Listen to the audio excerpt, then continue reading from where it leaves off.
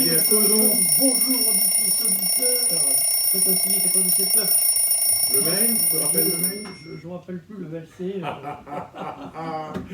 je change du nougat. Je change du nougat. Voilà. Bon, on le donnera à la fin. Fréquence sciée. Oui, .org. .org. Non, bon, on a tout faux. Bon, On a tout faux, on le donnera à la fin. Ouais. Bon. Bon, bah, revenons va à nos nous le moutons. Revenons à nos moutons. Ouais. Parce que justement, ça peut faire partie du jeu, là. Qu'est-ce qu'on fait fait de nos journées? De nos journées. Voilà. Bon, moi, pour ma part, j'ai fait une petite synthèse de ce que j'ai fait ces dernières années sous forme d'un bouquin qui s'appelle et qui va paraître sans doute au printemps. Qui a tué le travail et le sens de la vie?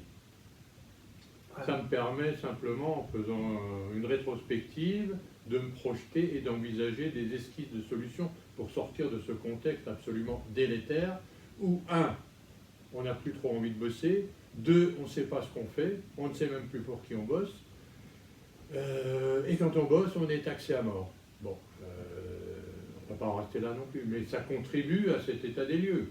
On rajoute un petit cocovirus là-dessus, et derrière, c'est la cata. On n'a plus envie de rien, on ne sait plus ce qu'on fait. N'est-ce pas en régie? C'est quoi le boulot aujourd'hui, hein? C'est pas simple, hein? Je bosse pour quoi? Je fais quoi? Je produis quoi? C'est important, hein, l'idée de... La notion de travail bien fait, par exemple. Oui, de se retrouver, d'être une identité à part entière, pas, Ouais. comme on l'a dit depuis longtemps, pas un pion, Un à numéro, la chaîne, un numéro. Donc là, c'est toute une réflexion que tu amènes autour de ça, Ouais, rapport à tout ce que tu as fait. tout à fait. Et j'ai fait un constat qui est affligeant aujourd'hui. Il arrive, dans certains cas, chez nous, en France, que je puisse, à distance, t'embaucher sans jamais te voir et te licencier par la suite sans jamais t'avoir rencontré. Bonheur, super, on se connaît plus. Génial, hein? Bonjour, nuage. Nuage, il pleut, c'est bien, il y a du soleil, tu dégages. Ça existe aujourd'hui, chez nous, en France. Ah, c'est pas mal, hein? Donc, aucune considération du fait de l'existence de l'humain. Non, là t'existes plus carrément. Fini. Bon, c'est très marginal ce que j'évoque, mais c'est quand même une réalité. Ça se met en place? Ça existe. Je peux t'indiquer quelques sites où tu t'inscris, tu mets un pédigré n'importe lequel, celui qui te convient le mieux, et on te confie des missions. À distance, avec un canevas que tu remplis à distance, que tu renvoies à distance, et puis c'est tout. C'est tout. Si ça convient, bah c'est bien, on va t'en confier d'autres. Si ça convient pas, bah circuler, t'es pas bon. Et bien sûr, tu as un chèque à la fin du mois. Ouais, Ou de la mission. ouais, c'est ça. T'es missionné. Une peau de chagrin. Hein. Pas de chagrin. Ouais, On peut le dire. oui, quand même. Et puis on s'est arrangé pour que tu te déclares sous une certaine forme, de façon à ce que l'employeur n'ait pas trop de charges, Exactement. et que ce soit l'employé qui Oui, va. enfin bref, Ouais. petit machin. Voilà. Bah toi, par exemple, Oui, hein, tu travailles un peu, oui, je travaille un peu. Oui. tu déclares, Ah bah je suis obligé, j'ai pas le choix. Là. donc tu es retraité quand même. Oui, retraité. Oui. Retraité, travailleur pour arrondir tes fins de mois. Oui. Quand tu arrondis tes Pas fins de pour mois... acheter mon château. Mon château. Ah ouais, d'accord. Château. Ouais, château de paille. Château de paille. D'accord. Ben, quand tu bosses, tu payes des cotisations retraite, parce que tu es retraité. Bien sûr, oui. Tu payes des cotisations chômage, Oui. parce que tu risques d'être au chômage en tant que retraité. Absolument. Et si tu dépasses un certain plafond, tu remontes ton seuil d'imposition. C'est déjà fait. Oui, ça y est. Oui. D'accord. Donc tu bosses pour rien. Parce que je n'ai pas envie de rester le cul sur la chaise à regarder le train passer, les poules en train de picorer. Ouais. Donc bah voilà, je trouve des approches où, par rapport à ce que tu disais tout à l'heure, j'ai quand même un peu l'impression d'être un être vivant. Voilà. Oui, parce que tu crées. Voilà. Tu peux avoir la satisfaction d'avoir créé. Absolument, totalement. Et du coup, tout le reste a beaucoup moins d'importance. Si tu gagnes un peu d'argent, c'est tant mieux. Si tu n'en gagnes pas trop, c'est pas grave. Si tu n'en gagnes pas du tout, ça ne t'empêche pas de faire. Oui, sauf que c'est pas le bon système. C'est pas le bon système. Il faut quand même se le dire. Non. En fait, les systèmes ont flingué les individus. Oui. les systèmes ont broyé les individus. À tous les niveaux. On s'est trouvé enfermés dans des approches qui n'avaient qu'un seul et unique but, rentabilité. Point. Ouais, et encore, et encore. Tu sais, j'ai travaillé avec beaucoup de petites structures, PME, TPE ces dernières années, et quand tu vois que ils ont du mal souvent à boucler leur fin de mois, à payer les salaires, parfois ils oublient même de se payer. Il y a quand même beaucoup de gens aujourd'hui qui sont dans cette situation-là, qui sont des petits patrons et qui se portent très mal et qui supportent très mal cette abondance de charges, de taxes. Il y en a un qui m'a dit, c'était au mois d'août l'année dernière, il me dit, je suis artisan, ça fait 15 ans que je suis à mon compte.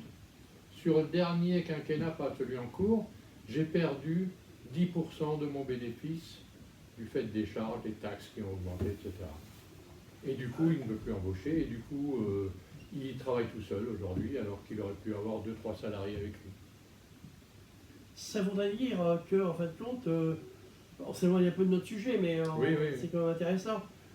Du boulot, il y en a, mais à l'heure actuelle, les gens ne voient pas l'intérêt pour leur vie de chaque jour, donc égal obligatoirement pour le revenu, la recette, d'avoir les moyens pour vivre, eh bien, le fait de profiter de leur boulot pour être bien, pour avoir une vie cool. Normale. Ouais. Le travail n'est plus rentable pour personne.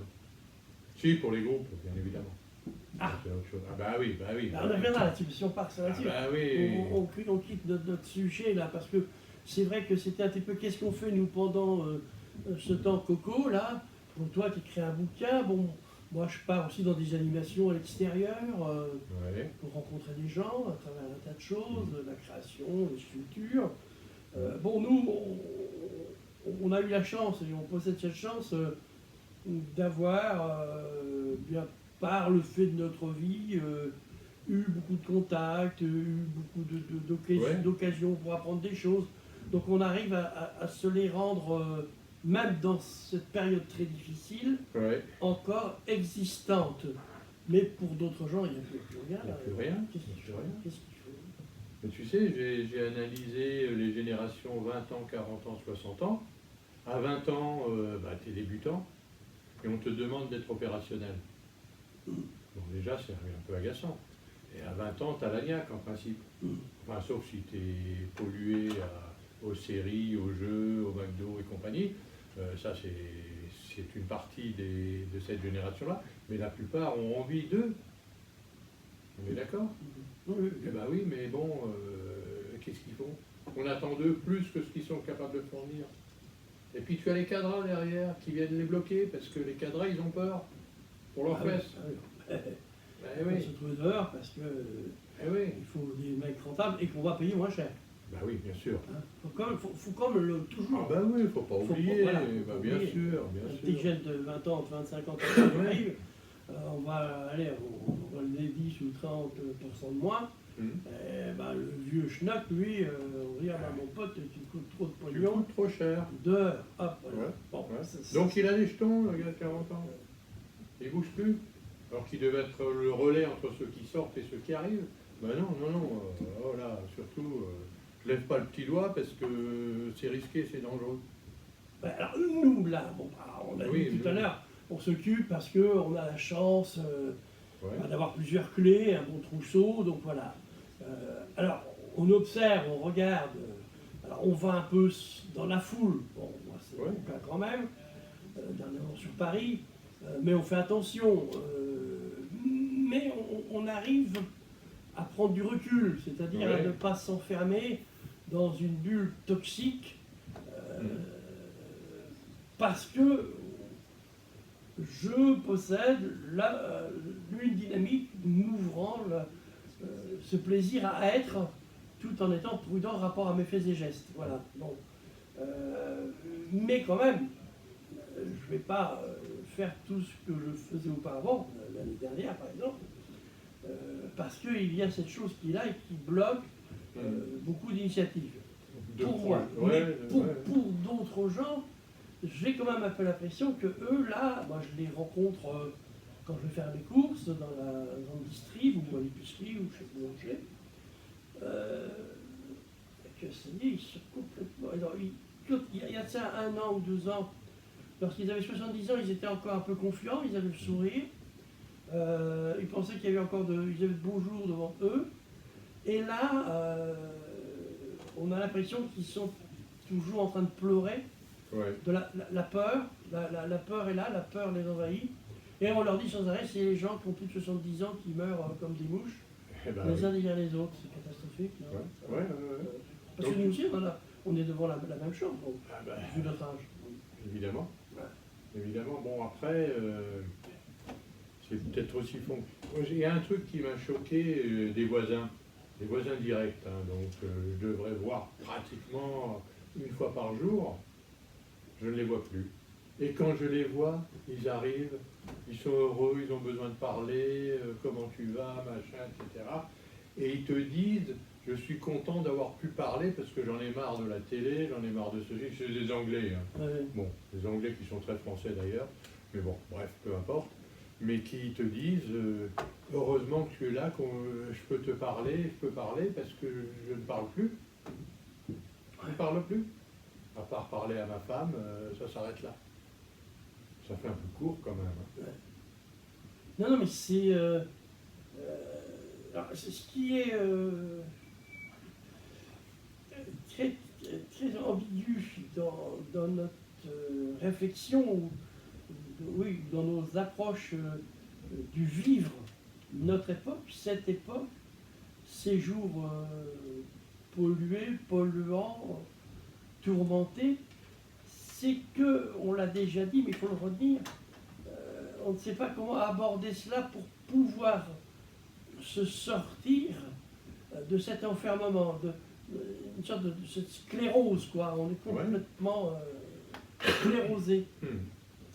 Oui, on est sclérosé, parce que quoi que tu fasses, quoi que tu te dises, on va te dire on a un taux d'endettement sur une génération ou deux, on a une dette qui est imbuvable, qu'on a peut-être d'ailleurs déjà remboursée, mais qu'on continue à payer. Bref, les retraites coûtent trop cher, il y a trop de retraités, la Sécu est en déficit, vous allez mourir, restez chez vous, ne sortez plus, couvre-feu, plus couvre-feu, recouvre-feu, ralenti, raccourci. Mais il y a de quoi se finir cinglé. Alors est-ce qu'on va finir cinglé ou pas? La question s'impose. Bon, pour aujourd'hui, c'est bon, hein, je crois qu'on on en a pas, on va le causer.